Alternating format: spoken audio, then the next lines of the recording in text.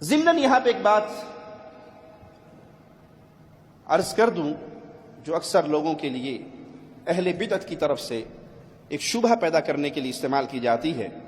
وہ یہ کہتے ہیں کہ نبی صلی اللہ علیہ وسلم نے جو یہ غیب کی خبریں دی، یہاں یہ قتل ہوا اور وہاں نبی صلی اللہ علیہ وسلم نے اپنے صحابہ کو خوشخبری سنا دی، تو اس سے ثابت ہوا کہ آپ کو علم غیب ہے، آپ عالم الغیب ہیں. بلکہ انڈیا کے ایک بزرگ ہیں، بابا جی ہیں، وہ کہنے لگے مجھے کسی نے کہا کہ نبی صلی اللہ علیہ وسلم کو غیب نہیں، اور دلیل یہ دی کہ جب حوض کوثر پہ ہوں گے اور کچھ لوگوں کو لایا جائے گا جن کو فرشتے درے مار کر بھگا دیں گے، تو پیارے نبی صلی اللہ علیہ وسلم کہیں گے فرشتوں سے، ایک روایت کے لفظ ہیں امتی امتی، میری امت کے لوگ ہیں، میرے ان کو کیوں مارتے ہو؟ تو فرشتے جواب میں کہیں گے انک لا تدری ما احدثوا بعدک، اے پیارے نبی صلی اللہ علیہ وسلم آپ نہیں جانتے ان لوگوں نے آپ کی وفات کے بعد آپ کے دین میں کیا کیا تبدیلی کر دی. کہا اب فرشتے کہہ رہے ہیں نبی صلی اللہ علیہ وسلم کو کہ انک لا تدری، آپ نہیں جانتے، تو ثابت ہوا کہ نبی کو علم غیب نہیں، وگرنہ تو نبی کہتے کہ مجھے تو سارا پتہ ہے. تو وہ پیر صاحب بابا جی کہنے لگے میاں ہاشمی صاحب کہ اسی حدیث سے غیب ثابت کر دوں؟ کہا جناب بڑا کمال ہوگا اگر کر دیں. کہا وہ حوض کوثر کا قصہ نبی نے کہاں بیٹھ کر سنایا؟ مدینہ میں. واقعہ کب ہوگا؟ حوض کوثر پہ پیش آئے گا. نبی کب سنا رہے ہیں؟ مدینہ میں بیٹھ کے. تو آپ کو علم غیب ہے تبھی تو سنا رہے ہیں نا. یہ حدیث تو علم غیب پر دلیل بنتی ہے کہ نبی صلی اللہ علیہ وسلم کو وہ اتنے ہزاروں سال بعد پیش آنے والے واقعے کی ابھی مکمل خبر ہے. تو یہ دلیل ہے کہ اللہ کے نبی صلی اللہ علیہ وسلم آپ کو غیب کی ساری باتیں معلوم ہیں، اور جو کچھ جنت میں ہوگا، جو کچھ جہنم میں ہوگا، جو کچھ حشر میں ہوگا، جو قیامت سے پہلے ہوگا، وہ پیارے نبی صلی اللہ علیہ وسلم نے دنیا میں ہی بتا دیا. ایک صاحب کو تکلیف ہوئی، کہنے لگے حدیث سنو. کیا حدیث؟ وہ حضور صلی اللہ علیہ وسلم فرماتے ہیں کہ میدان محشر میں میں حوض کوثر کے سامنے پاس رہوں گا، لوگوں کو جام کوثر پلاؤں گا. کچھ فرشتے چند لوگوں کو گھسیٹتے ہوئے جہنم کی طرف لے جائیں گے.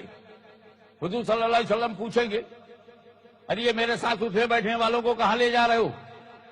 تو فرشتے کہیں گے یا رسول اللہ آپ نہیں جانتے کہ آپ کے بعد انہوں نے کیا کیا بدعت ہیں، کیا کیا گمراہیاں کی ہیں، اس لیے لے جا رہا ہوں. دیکھو فرشتہ کہہ رہا ہے یا رسول اللہ آپ نہیں جانتے. اگر فرشتہ کہہ رہا ہے کہ آپ نہیں جانتے تو غیب کیسے ہوئے؟ یہ حدیث پیش کرتے ہیں. اپر چیمبر خالی ہے، زبان پہ جو رکھ دیا گیا وہی لفظ استعمال ہو رہا ہے. اس کا سیدھا کنیکشن وزڈم سے نہیں ہے، نہ اوپر وزڈم ہے نہ نیچے وزڈم ٹیتھ ہے.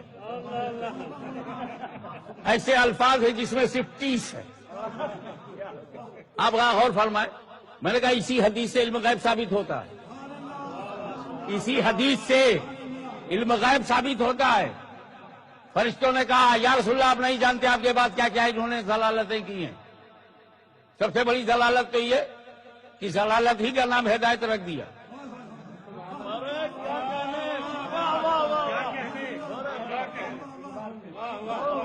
بڑی بڑی ضلالتیں کی ہیں، ان میں ضلالت یہ ہے کہ ضلالت ہی کو ہدایت سمجھتے ہیں. آپ کے بعد انہوں نے بڑی بڑی گمراہیاں کی ہیں، آپ نہیں جانتے.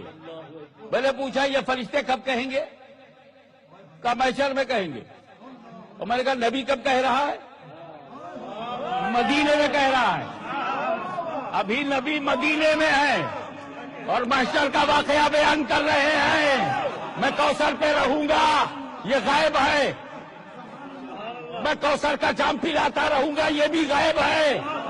فرشتے سامنے سے کچھ لوگوں کو لے جائیں گے، یہ بھی غائب ہے. اور فرشتے کہیں گے یا رسول اللہ آپ نہیں جانتے، یہ نبی پہلے ہی سے جانتے ہیں. تو ہم کہتے ہیں یہ ایک اپنے عقیدے کے لیے جھوٹ تراشا گیا ہے جو اللہ کی شریعت سے ثابت نہیں ہے. یہ بات درست ہے کہ رسول اللہ صلی اللہ علیہ وسلم نے مستقبل کی بہت ساری خبریں دی ہیں. کس بنیاد پہ دی؟ آئیے مالک کے کلام سے پوچھتے ہیں سورۃ نجم ہے، آیت نمبر 3 اور 4 کو سنتے ہیں۔ مولا فرماتا ہے وما ينطق عن الهوى ان هو الا وحی یوحی۔ محمد صلی اللہ علیہ وسلم اپنی خواہش سے کلام نہیں کرتے۔ کیسے کلام کرتے ہیں؟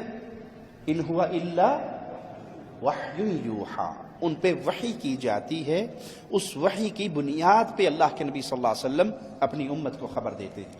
تو مستقبل کی جتنی باتیں اللہ کے پیارے حبیب نے بتائی، وہ جنت کے حوالے سے، وہ جہنم کے حوالے سے، وہ قیامت کی نشانیوں کے حوالے سے، کس بنیاد پہ بتائی؟ اس بنیاد پہ نہیں کہ آپ کو غیب کی خبر تھی، اس بنیاد پہ کہ آپ کو وحی آ جاتی تھی، اور وحی علم ہے۔ جو وحی پیارے نبی تک آئی، آپ نے اس کو چھپایا نہیں، اپنے صحابہ کو بیان کر دیا۔ یہ علم ہے جو امت تک آپ نے پہنچا دیا۔ اس بنیاد پہ کوئی یہ کہے کہ دیکھو اللہ کے نبی صلی اللہ علیہ وسلم کو علم غیب تھا، ہم کہتے ہیں یہ اپنے شبہ کو عام کرنے کے لیے ایک جھوٹ کا سہارا لیا گیا۔ علم غیب خاصہ ہے میرے اللہ کا، اللہ کے علاوہ کوئی نہیں جانتا۔ اللہ اپنے نبی کو جب چاہتا ہے، جتنا چاہتا ہے علم دے دیتا ہے، اور اگر اللہ علم نہ دے تو مشہور قصہ ہے، یہودیوں نے آ کے سوال کیے تھے اور پیارے نبی صلی اللہ علیہ وسلم نے کہا تھا کل جواب دوں گا، اور وہ کل آنے میں وقت گزرا تھا، اور جب اللہ نے جواب کا کہا تھا تو پہلے کیا کہا؟ انشاءاللہ کیوں نہیں کہا؟ تو یہ بات آپ کی بالکل باطل ہے۔ اللہ کے نبی صلی اللہ علیہ وسلم نے اپنے طور پہ کوئی خبر دی نہیں، وحی کی بنیاد پہ دی۔ قل انما انا بشر مثلکم یوحی الی، میں تمہاری طرح کا بشر ہوں، مجھ پہ وحی آتی ہے۔ تو پیارے نبی صلی اللہ علیہ وسلم کی بتائی ہوئی ساری باتوں کی بنیاد وحی الہی ہے، اور اگر وحی الہی نہ ہو، اگر وحی الہی نہ ہو تو سیدہ عائشہ کا ہار گما، پیارے نبی کو خبر۔ سیدہ عائشہ اپنی سواری سے اتر چکی تھی اور قافلہ روانہ ہو گیا، پیارے نبی کو خبر۔ خیبر کی یہودیہ نے گوشت میں زہر ملایا، پیارے نبی کو خبر نہیں ہوئی۔ تو یہاں پیارے حبیب کی مستقبل کی بتائی ہوئی باتوں کی بنیاد پر یہ دعویٰ باطل ہے کہ آپ کو علم غیب ہے، وگرنہ سیدہ کائنات پہ تہمت لگی، اور پیارے نبی کو علم غیب بھی ہو اور پھر مشورے کریں کہ تم بتاؤ کیا کریں، تم بتاؤ کیا کریں، اور عائشہ تم اپنے گھر چلی جا۔ نہ عقل اس کو مانتی ہے، نہ نقل اس کو مانتی ہے۔ پیارے نبی صلی اللہ علیہ وسلم کا علم وما ينطق عن الهوى ان هو الا وحی یوحی۔ صحیح بخاری حدیث نمبر 3446 سنتے ہیں، پیارے نبی صلی اللہ علیہ وسلم وہاں پر کیا کہیں گے حوض کوثر پر؟ فاقول اصحابی، میرے ساتھی، میرے ساتھ بیٹھنے والے، یہ وہ لوگ، ان سے مراد کون لوگ ہیں؟ جو مرتد ہو گئے۔ نبی صلی اللہ علیہ وسلم کی وفات کے بعد بہت سے لوگ مرتد ہوئے، بہت سے لوگ واپس آئے، اور بہت سے لوگ مارے گئے۔ تو جواب کیا ملے گا؟ فیقال انہم لم یزالوا مرتدین علی اعقابہم منذ فارقتہم، آپ صلی اللہ علیہ وسلم کی مفارقت کے بعد یہ اپنی ایڑیوں پہ پھر گئے، مرتد ہو گئے۔ کسی نے اپنی نبوت کا اعلان کر دیا، کسی نے زکوٰۃ کا دینے سے انکار کر دیا۔ تو پیارے نبی صلی اللہ علیہ وسلم کا یہ اگلا جملہ نص ہے ان لوگوں کے جھوٹے دعووں پر جو یہ دعویٰ کرتے ہیں کہ اللہ کے نبی صلی اللہ علیہ وسلم کو علم غیب تھا، اور آپ نے غیب کی بنیاد پہ یہ سارا کہا۔ پیارے حبیب کیا فرماتے ہیں؟ فَأَقُولُ كَمَا قَالَ الْعَبْدُ الصَّالِحُ عِيسَى ابْنُ مَرْيَم، میں اس وقت کیا کہوں گا جب مجھے فرشتے یہ کہیں گے، میں اس وقت کیا کہوں گا؟ میں وہی کہوں گا جو اللہ کے نیک بندے عیسیٰ ابن مریم نے کہا، اور انہوں نے کیا کہا؟ وَكُنْتُ عَلَيْهِمْ شَهِيدًا مَا دُمْتُ فِيهِمْ۔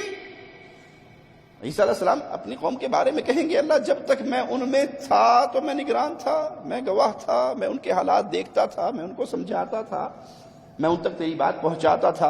فَلَمَّا تَوَفَّيْتَنِي كُنْتَ أَنْتَ الرَّقِيبُ، اور جب تو نے مجھے اٹھا لیا، جب تو نے مجھے اٹھا لیا، پھر تو ان کا نگران تھا، تو ان کے حالات کو جانتا تھا، تو ان کی باتوں کو سنتا تھا۔ میں تو وہاں پہ نہیں تھا، میں تو جب تک تھا اس وقت تک کی گواہی دے سکتا ہوں، اور جب تو نے مجھے اپنے پاس بلا لیا، انت الرقیب علیہم وانت علی کل شیء شہید، تو پھر تو ہی ان کے اوپر گواہ ہے۔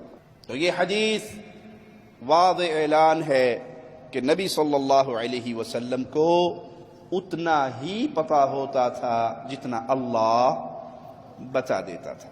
یا پیارے حبیب خود مشاہدہ کر رہے تھے اس کے علاوہ غیب کا سارا معاملہ اللہ کے ہاتھ میں ہے. وہ کسی نبی کو یا کسی نیک کو یا کسی بزرگ کو یا کسی بڑے حضرت کو اللہ مالک نے نہیں دیا، وگرنہ ہمارے سامنے بے مثال سیرت کی ایسی باتیں موجود ہیں صحابہ کے درمیان، آپ کے گھر کے درمیان. قرآن حکیم کی آیات سے ثابت ہیں کہ آپ صلی اللہ علیہ وسلم پر جب تک وحی نہیں آئی آپ کو خبر نہیں ہوئی. تو یہ دعویٰ کرنے والے وہی شرک کا دھندا پھیلانا چاہتے ہیں کہ نبیوں کے بارے میں یا اولیاء کے بارے میں یا بزرگان دین کے بارے میں یہ عقیدہ رکھو انہیں غیب کی خبر ہوتی ہے. یہ اللہ کا خاصہ ہے، یہ اللہ کی صفت ہے، اس میں کوئی اور شریک نہیں ہے.